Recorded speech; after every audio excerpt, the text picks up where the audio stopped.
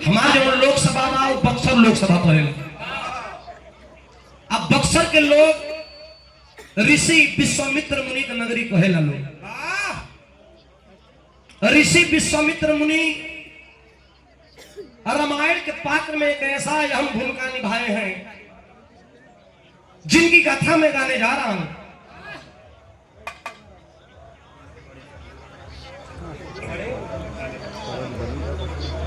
और आदरणीय हमारे जितेंद्र भैया के बड़े साले साहब जी के द्वारा कि बक्सर से पहले चौसा पड़ता है। चौसा में और चौसा का युद्ध पढ़ाया जाता है इतिहास में, हिस्ट्री में चौसा का इतिहास पढ़ाया जाता है। लेकिन पौराणिक दृष्टि से देखा जाए, धार्मिक दृष्टि से देखा जाए तो वही बक्सर में ऋषि विश्वामित्र मुनि यज्ञ करावत रहलन। लेकिन यज्ञ के विघ्न डालने के लिए मारीच, सुबाहु, ताड़का, जब वही हवन यज्ञ शुरू होके ऊपर से खून, मांस, हड्डी ले जाके और राक्षस डाल दे, यज्ञ भंग हो जा। ऋषि विश्वामित्र मुनि बक्सर से अयोध्या की तरफ रुख कर दिए। आज जब अयोध्या से राम लक्ष्मण के लेके ताड़का का वध करे ना, जब ताड़का का वध करे तो धीरे धीरे चल रहा मिथिलांचल के ओर, मिथिला नगरी, जनकपुर नगरी में जब चलन हम तो राजा जनक का बाग में राम लक्ष्मण टहलत बढ़ल तो उसमें भाव लिखल गया बा। कैसे मास्टर?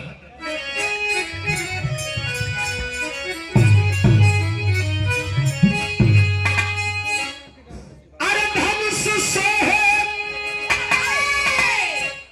एगो गवैया से बिरहा रहल दिनेश भैया, गोरखपुर साइड नहीं, गोरखपुर सोनभद्र साइड गवैया कलश तो बहुत अच्छा गावत हुआ। तोहरो गीत ट्रेंडिंग में बा, हमरो गीत ट्रेंडिंग में बा, लेकिन फर्क ये बा कि तू दूसरा पर लिखल गीत गावेला, हम अपन लिखल गीत बिरहा गाइला। हम बिरहा लिखी ना तब गाइला, हम खाना बनी कने भाई बात तो ठीक कर दला, ज्ञानी बाड़ा, लेकिन मरद के चोट हम कहीं जाए आज के बाद तो उससे बिरहा हो तो सुधीर आपने लिखल गीत गई है, बिरहा होके चाहे भोजपुरी होके, ये हमारा लिखल बिरहा बा। और ज्यादातर बिरहा अब गाइला तो कोशिश रहेला कि बिरहा अपने लिखल गीत गाए। कैसे मास्टर?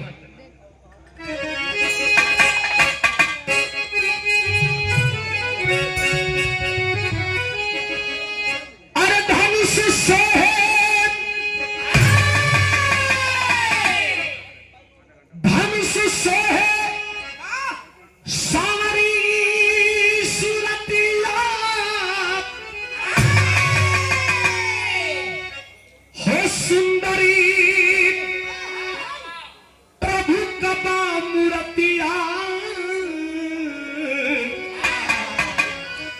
राम लखन जी चलले फूलबाउरी के वो।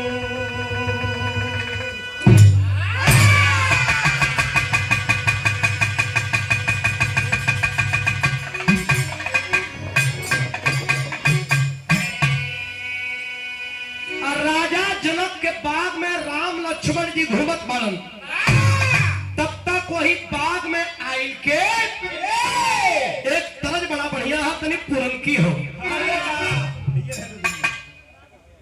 भैया, ये जो रहे दे वक्त नीके बबड़ सुगर हवा लागता। कैसे मास्टर तरज कितना बढ़िया हो?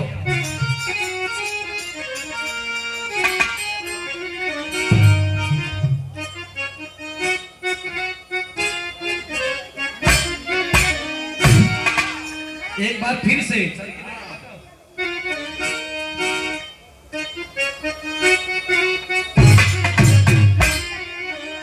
देखा तरज कितना बढ़िया है। जो पहले ताल बजेला 1947 से पहले बाजत रहे। हाँ नए जनरेशन में दुनिया में कैसे मास्टर? अरे मोरे पीछा वारा वा तनी पढ़ के बजा दा मास्टर।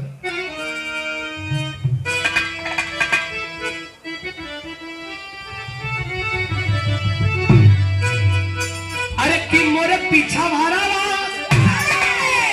मोरे पीछा वारा वा सोनार की दुकानिया।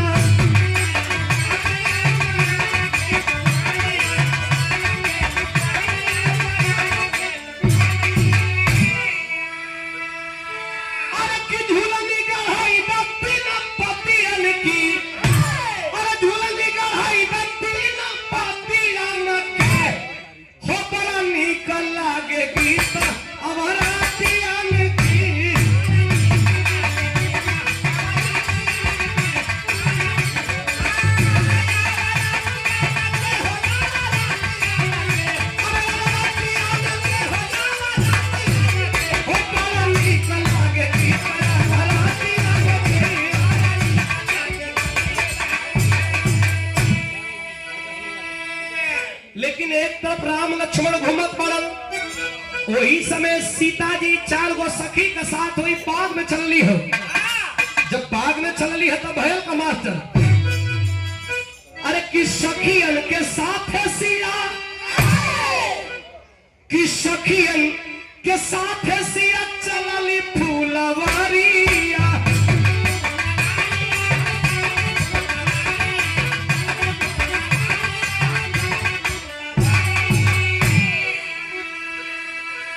वही फूलवारिया लड़ली अरे वही फूलवारिया लड़ली राम से नजरिया।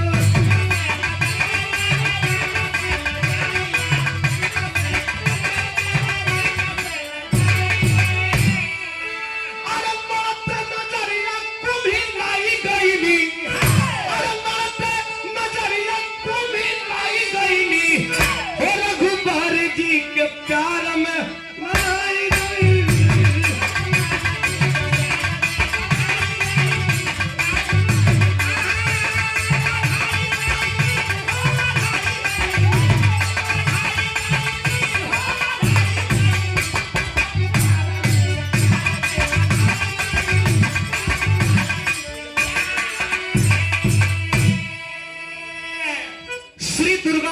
कटहलगंज के ऐतिहासिक धरती से बड़ा सम्मान और बड़ा विराह का धरती है। अभी तक वहां त्रिकोणीय मुकाबला रहा कटहलगंज से पहले कौन जगह हो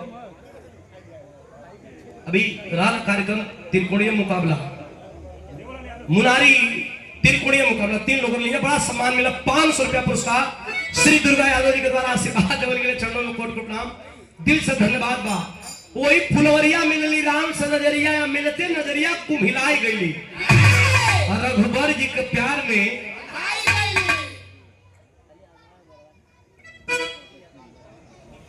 श्री किशोरी यादव जी मुर्दाहा की धरती से शानदार 200 रुपया पुरस्कार चरणों में कोट को प्रणाम दिल से धन्यवाद आशीर्वाद की कामना था जिंदगी।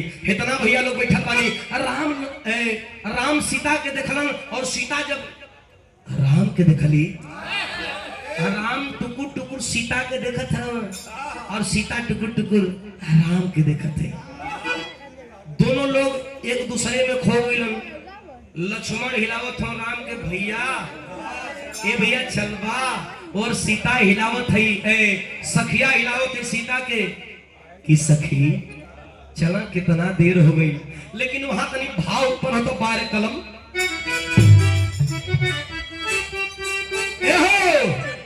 अरे कि भंवरा भंवरा बाग का भंवरा जौन फूल का रसपान करेलन अब भंवरनाथ भगवान राम के कहल गए। अरे कि भंवरा भंवरा नाथ पेरा सब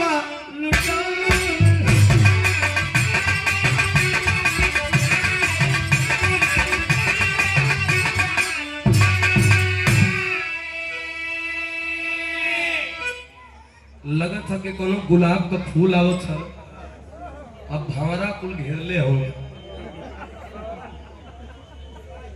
देखिए भैया सीढ़ी बड़ा ऊपर हो नहीं नहीं आपके नहीं, अरे खुद ही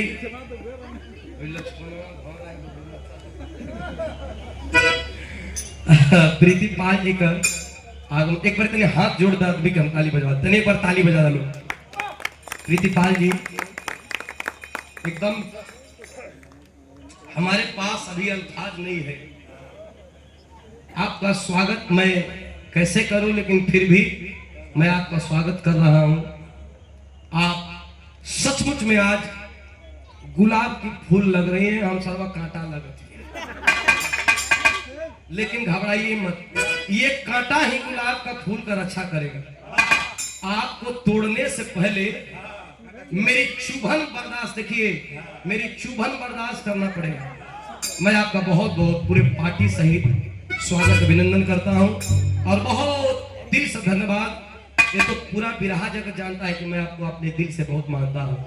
मैं तू 1 घंटा और ना आएगो ना सुना, तुम्हारे फोटो के देख देख के हम गा ले, हम वही से लंगा बैठली हैं सही बताओ कि हम वही से लंगा बैठली हैं। आप तो के घुमवा के फोटो खिंचवाने की तकबू हमारे ओरी देखा हेर देखला हम हो तोहरे ओरी ताकत थी देखला ओके नहीं कहता। बहुत बहुत धन्यवाद, स्वागत बा अभिनंदन बा। कैसे मास्टर अरे की भवरा भवरा ना एक भवरा जन फूल का रसपान करेलन आ एक भवरनाथ जन शक्कर नैया के पार लगावेला भवरनाथ। अरे भवरा भवरनाथ पे रासवा लुटावे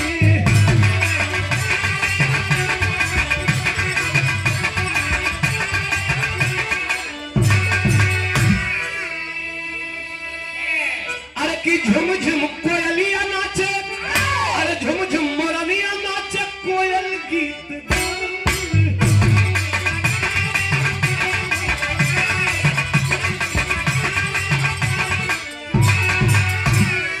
अरे सीता सुकुमारी आपको लाई गई नी, अरे कि सीता सुकुमारी आपको लाई गई नी, अरे रघुबर जी के प्यार में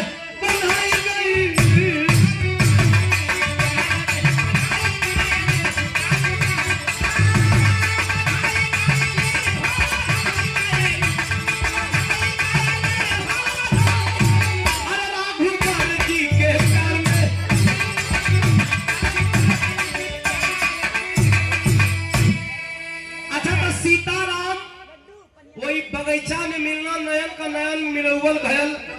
बड़ा हटैला के बाद हटलन लोगन शिविर में बैठल बाड़न राजमहल का अतिथि गृह में ऋषि विश्वामित्र मुनि। तब तक एक याचक आके कहा कि हे महर्षि, अतुल यादव चक आके कहा कि हे महर्षि बोलो। और राजन आपको याद के कल सीता स्वयंवर रखा गया है और एक धनुष है जिस धनुष का नाम शिव पिनाक। शिव पिनाक को जो उठाएगा और उठा करके जो प्रतंचा चढ़ाएगा उसी से सीता सुकुमारी का विवाह होगा, स्वयंवर होगा। और आप अपने दोनों शिष्यों के साथ सादर आमंत्रित है। तेरी भाव कैसे मास्टर?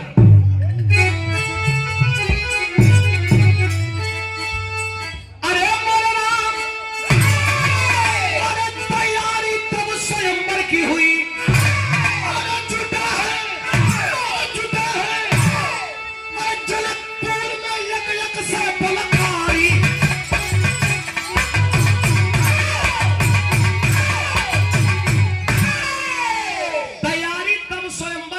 जुटा है जनकपुर में यक से बलकारी। एक से बलकारी। सीता जी का आजकल बियाह ऐसे ना होता है, आजकल अगुआ खोजत हो कि हिंकर घर पर बढ़िया बा, वो घरी पत्र भेजवा देवल गई सीता का स्वयंवर रखाई।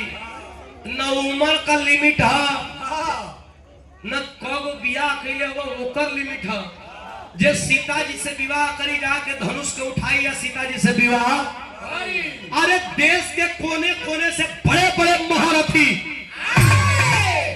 कोनो 80 बरिस का, कोनो 100 बरिस का, कोनो मोछ होला, कोनो बिना मोछ होला, कोनो एगो आँख होला, कोनो एगो कान होला, कोनो को मुड़िए नहीं खे।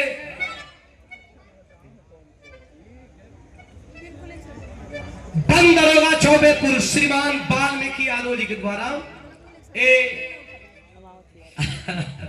दिल से धन्यवाद हो, आशीर्वाद की कामना ताजिंदगी बहुत सम्मान करीला, क्षणों में कोट कोट नाम, दिल से धन्यवाद आशीर्वाद की कामना ताजिंदगी। ए भैया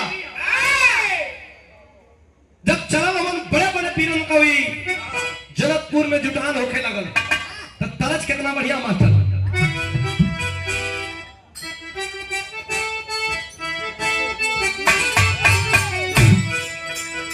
देखा हमें लगा था ये तरज दिल का धड़कन बढ़ा देला। प्रीतिपाल जी ई तरज दिल का धड़कन बढ़ा देला। हाँ कोनो कोनो गीत ऐसा होला अच्छा जो बड़ा नीमन लगेला, जितना सुंदर प्रीतिपाल जी है वैसा सुंदर ही तरज हो। कैसे? बहुत बहुत स्वागत अभिनंदन। कैसे मास्टर? अरे किरतिया में जबरदस्ती, अरे रतिया में जबरदस्ती गंधा फुलाई,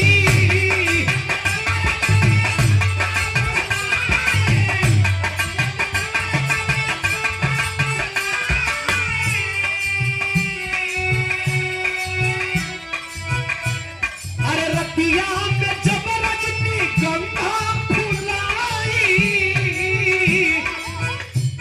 अरे बसवरिया के पिछवा चांद आ गई, अरे बसवरिया के पिछवा चांद आ गई, गोरी रे गोरी रे गोरी रे तेरे याद आ गई, अरे याद आ गई।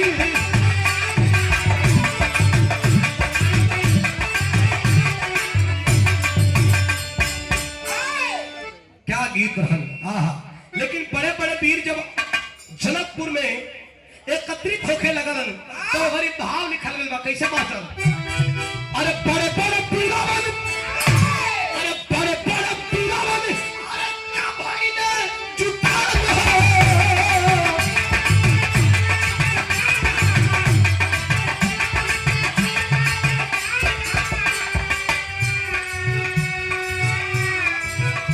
आहा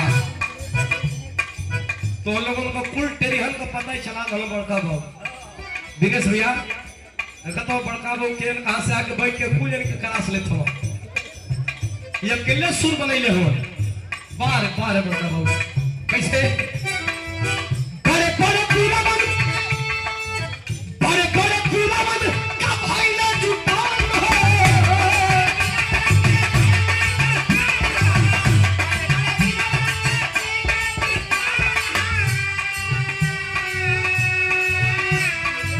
सभा में बैठे, सभा में बैठे, सब होई का उठान हो।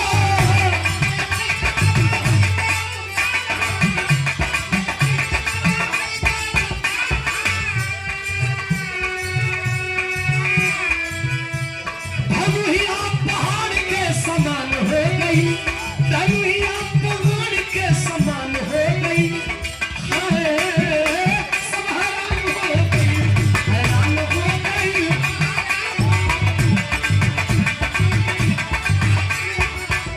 अरे बाप रे बाप, बड़े बड़े वीर हाँ है धनुष के और रख के जनक 72 रंग की धनुष उठावे के बाद ये धनुष्या के तक कानी अंगूरी से उठा दो जाए। जे जा प्रीति जी जे धनुष के उठावे जा, छोट धनुष जान के एक हाथ से उठावे, एक हाथ से हिले के मन के बाद 2 हाथ से उठावे। कितना तक ठेवनिया ठेवनिया उठाओ, कितना लोट जान नागिन धुन पे उठाओ उठक बा। कभी सवा टूटी कैसे लेकिन बाहर कभी सोचे ना सबई,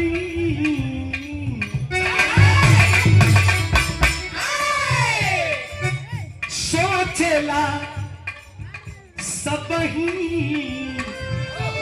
धनुष कैसे टूटी,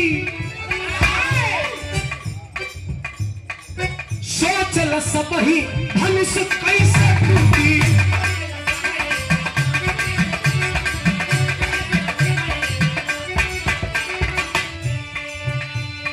अरे टूटी तब जब पहले उठी, टूटी तब जब पहले उठी।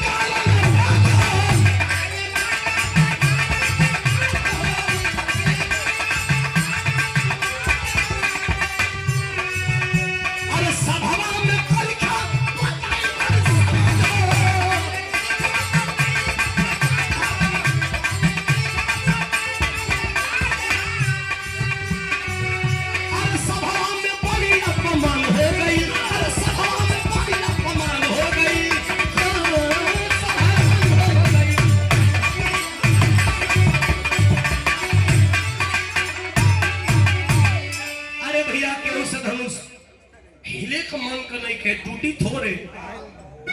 राजा जनक खड़ा होकर निवेदन करे लगन कि रहने दीजिए, अब कोई तोड़ने वाला मत आएगा और जिल्लत बर्दाश्त नहीं कर सकता।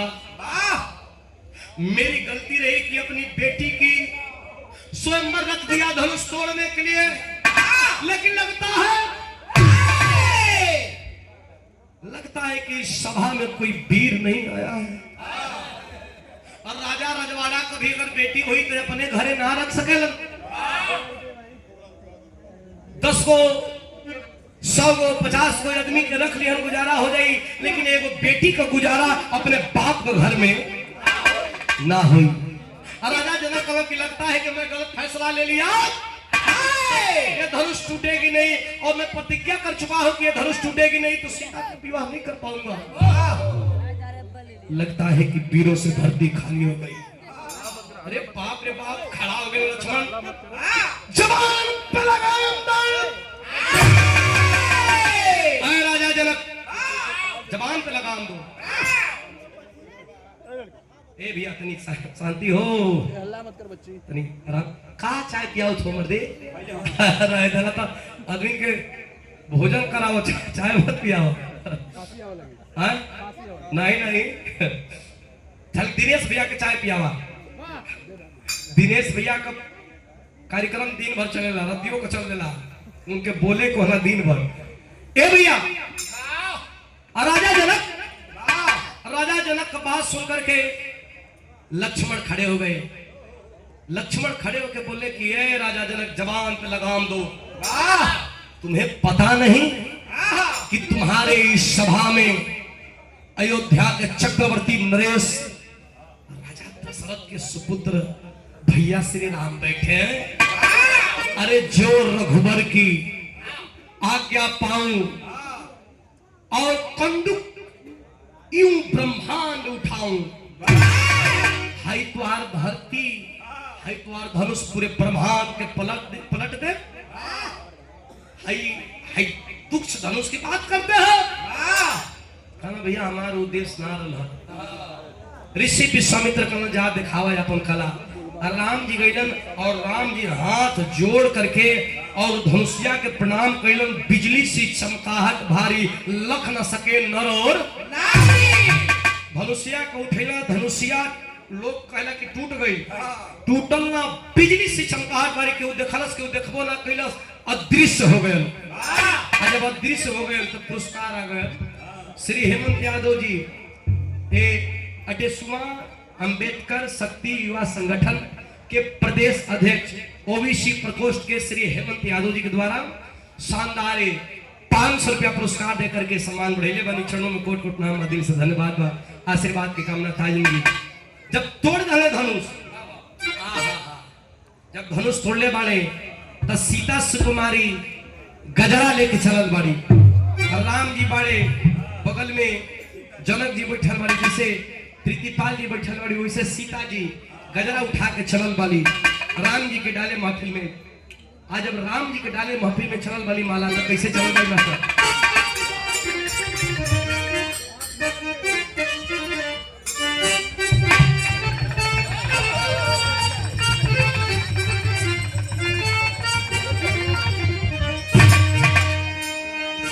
अरे धनुष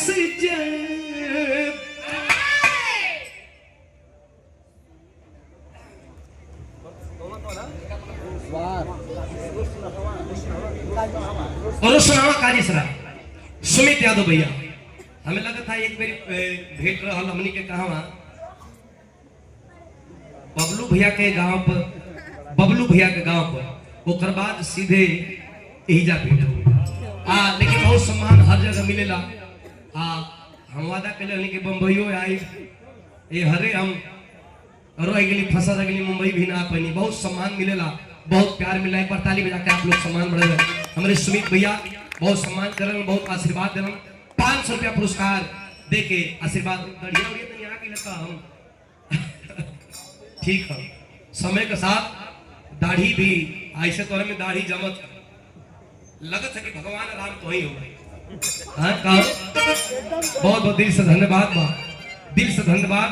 लेकिन अभी फिलहाल भगवान राम हमें बैठा नहीं कहें कि हम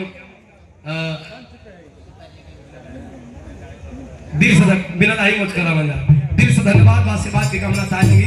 कैसे मास्टर? अरे कि धनुष जब अरे राम जी तोड़े राम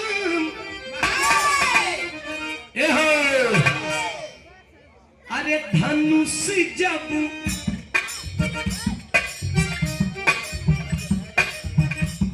धनुष जब राम जी तोड़े उठाई जगत की गज।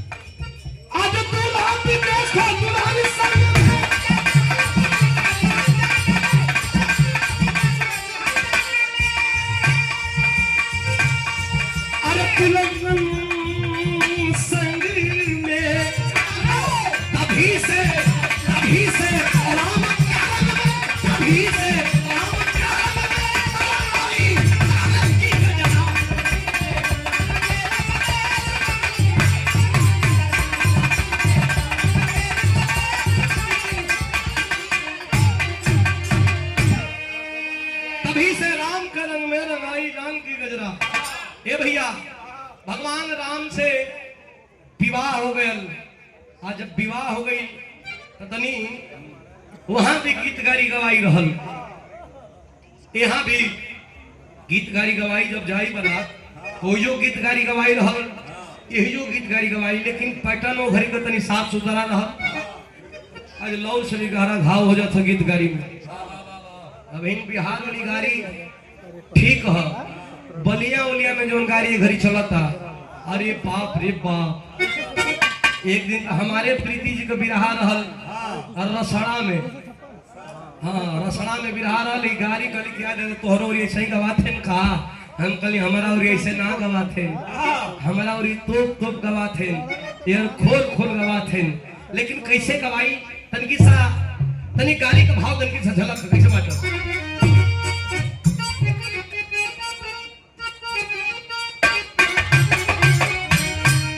बिहारों में गवाला बनारसों में गवाला प्रयागराज में गवाला गाजियोपुर में गवाला जब बरियात लगेला तो गवाला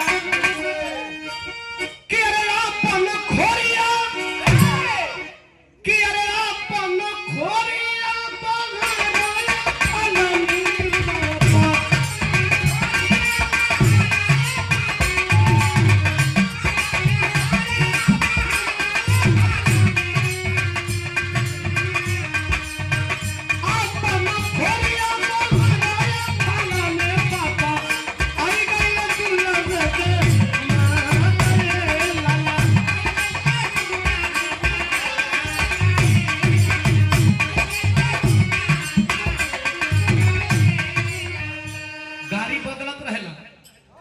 स्वागत में गवाला लेकिन बदल के लोग जाना तो का गावेला कि चलो देख आई हो चलो देख आई जौनपुर के डिग्री कॉलेज चला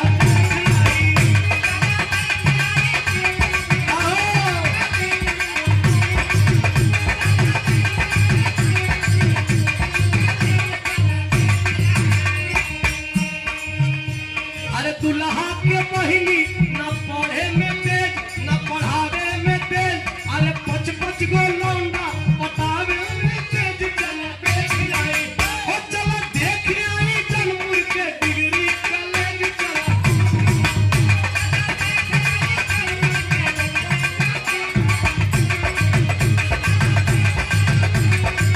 अच्छा ये कुल कारीगर वाला बुढ़िया दादी कब्बे का इंतजार में रहली लहान में कि अरे हमार कब पारी आई हमार कब पारी आई अच्छा तो माइक पकड़ी हम मंतरा को ज्ञान ना हो को का को कुछ होई तना पेटले है लेकिन करिए यह हिंदी में कैसे कुछ आज मारोगो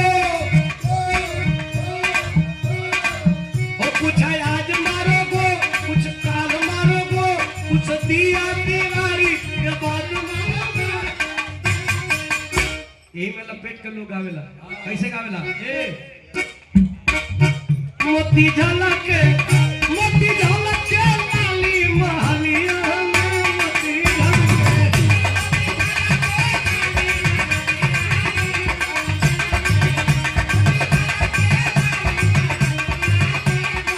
लेकिन पढ़ल लिखल देखा पढ़ल लिखल गाड़ी कैसे होला और हम लोगों के बीच में वाराणसी के जिला अध्यक्ष महोदय कुशल राजनीति कुशल व्यक्तित्व के धनी आदमी और समाजवादियों के लिए लड़ने का काम हमेशा करते हैं आवाज उठाने का काम हमेशा करते हैं जिनका चर्चा उत्तर प्रदेश के साथ साथ पूरे शाहबाद बिहार तक है मैं दिल से धन्यवाद देता हूं आदमी हमारे लक्कड़ पहलवान जी एक बार जोरदार ताली बजा करके आप लोग सम्मान बढ़ाएंगे मैं दिल से धन्यवाद देता हूं स्वागत अभिनंदन करता हूं देखा प्रीति जी तुम्हारे लिए जो पढ़ल लिखल रहेगी ना हाँ पढ़ल लिखल इंग्लिश में गाड़ी देली भोजपुरी में हिंदी में ना इंग्लिश में गाड़ी देली अब माइक के ठोक के कही देखा हेलो ठोक के कोई गाड़ी देली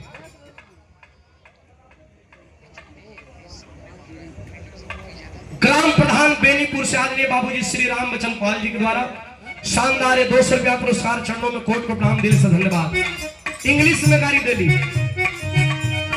ओ माय डियर अरे oh my dear come to हियर रेशम दीवाना तपत ही तो टाइम लगेगा 24 मोती झलक वाली महलिया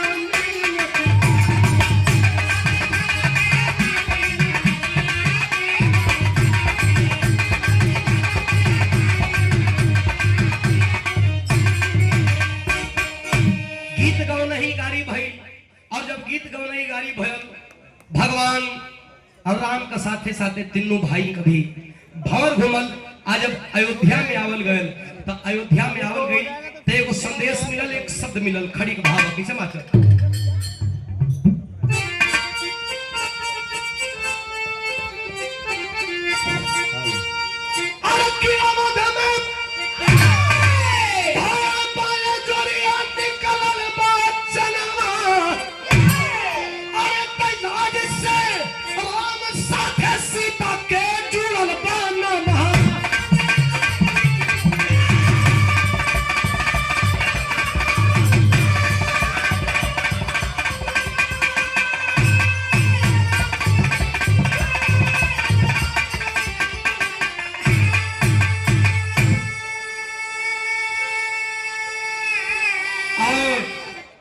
हमारे छोटे भाई राम बली मल्लाह जी जो सोशल मीडिया के हमारे मैनेजमेंट करते हैं, हमारे सुधीर लाल ऑफिशियल हो या सुधीर लाल इंस्टाग्राम हो या फेसबुक हो, ट्विटर हो, हर जगह आप हैंडल करते हैं। भोजपुरी से लेके बिरहा से लेके हर जगह आपका जिम्मेवारी है। राम बली मल्लाह जी को मैं बहुत बहुत दिल से धन्यवाद। फूलन देवी के खानदान से आते हैं, नाम रोशन करिए, आपके द्वारा पुरस्कार दिया गया, बहुत बहुत धन्यवाद। जिनका यूट्यूब चैनल है निशा फिल्म्स स्टूडियो, बहुत क्रिएटिव आपका काम है, मैं बहुत बहुत दिल से धन्यवाद देता हूँ। और बाबू के द्वारा पुरस्कार देने के बहुत बहुत दिल से धन्यवाद, आशीर्वाद दे। कहा भैया बैठिंग दुबरे गिर गए, जय हो प्रभु। हमारा गाँव गाँव बैठे ले काट विकेट और गिर जाएगा। ए भैया आज से राम साथे सीता के जुड़ल बा नमवा, दिल से धन्यवाद बा। और लेटेस्ट न्यूज ही बा कि वेस्ट इंडीज न्यूजीलैंड को 2 विकेट गिरी हो गई बा। बहुत बहुत खेले बुमराह भाई, बहुत बहुत धन्यवाद। बुमराह का कहर चलो। ए भैया राम सीता का जुड़ल बा नमवा, जब राम सीता का विवाह भई तो कलयुग में बसना, कलयुग में बसना में धारा। राम जी का दूसरा से विवाह भई रही तो कोनो मतलब ना निकली। सीता राम को मिलन से, नाम लेना से उद्धार हो जाला। तो जीवन में अगर जकरे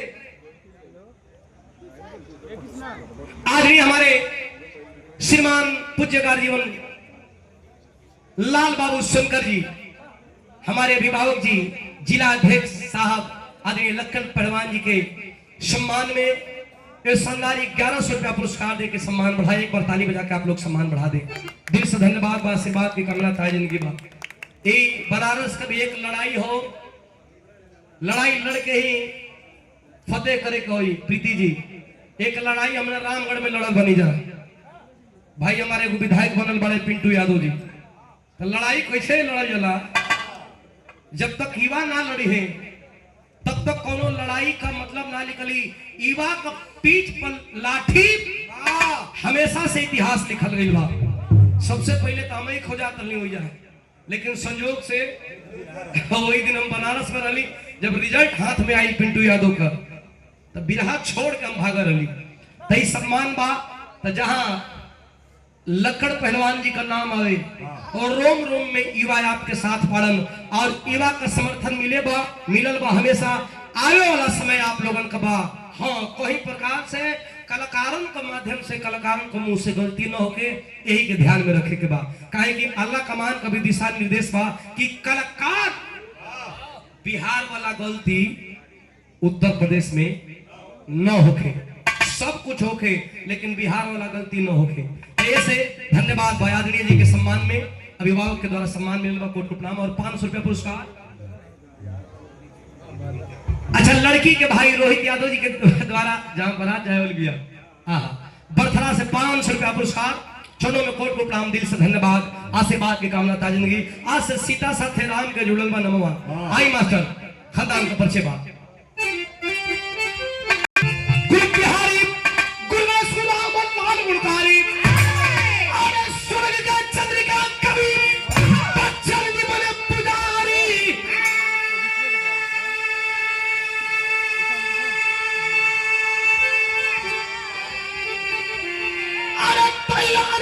स्वयंवर की हुई